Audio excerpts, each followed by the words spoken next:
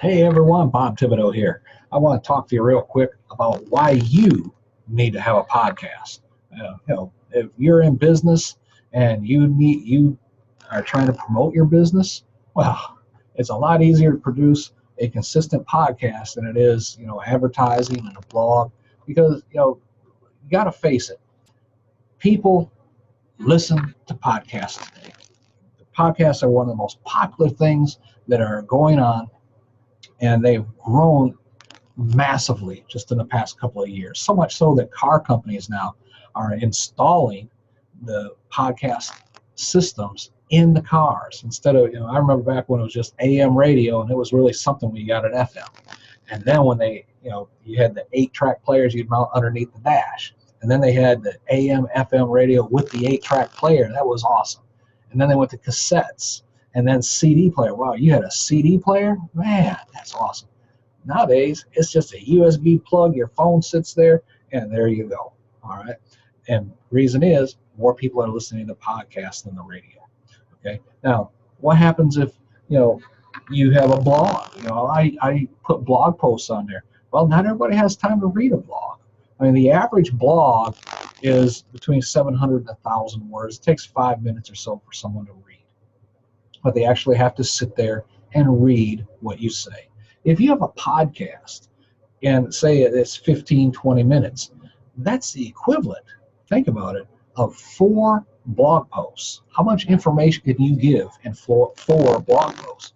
And they don't have to sit there and actually watch. Now, if it's a video, of course they would, but even then, a lot of people let it play in the background and just listen to the content. So you have the opportunity to really massively impact what someone is doing with that podcast.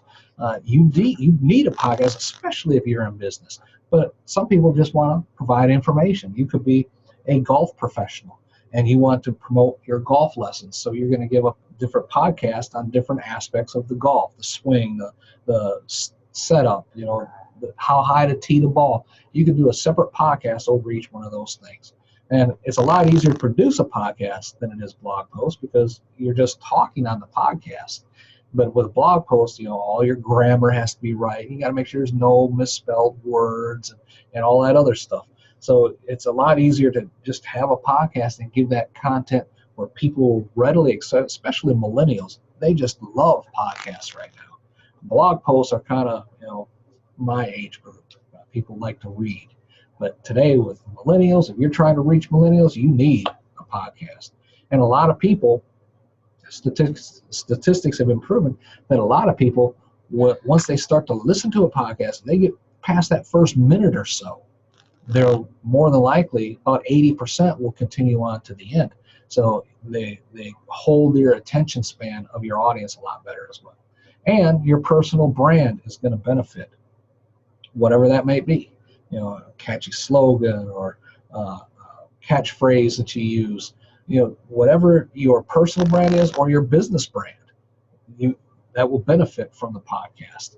And you can have guests on your podcast. You can have experts in whatever your niche is, whatever your podcast is about.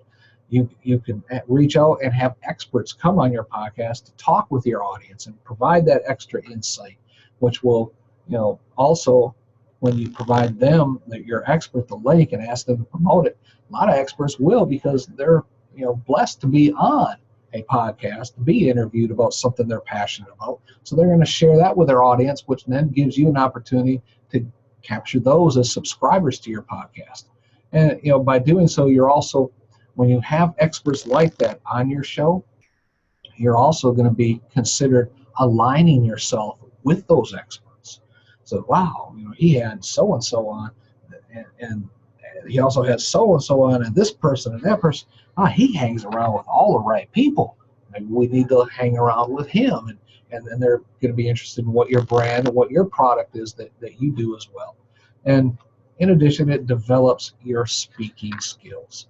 When you first start speaking on your podcast, and you get through 50, 60 episodes, and you go back and listen to your first 10, you're like, oh my God, because you've gotten better. You get better as you go. Well, I don't have an audience yet.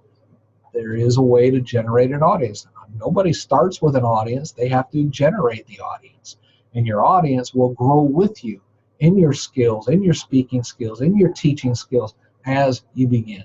Nobody starts off well, very few people are already established experts when they start a podcast, especially if you're not a major player, major brand, like Tony Robbins or something like that, Tim Ferriss. They were already major brand figures when they started their podcasts.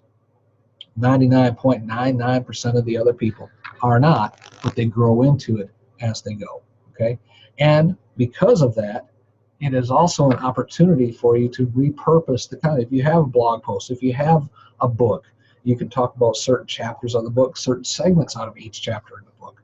All of these things will be used or can be used in your podcast, and you just refer people back to the book. So now you're using your podcast as a way of selling your books, selling your training programs. So this is something like I'm doing here, and all of that fits right together.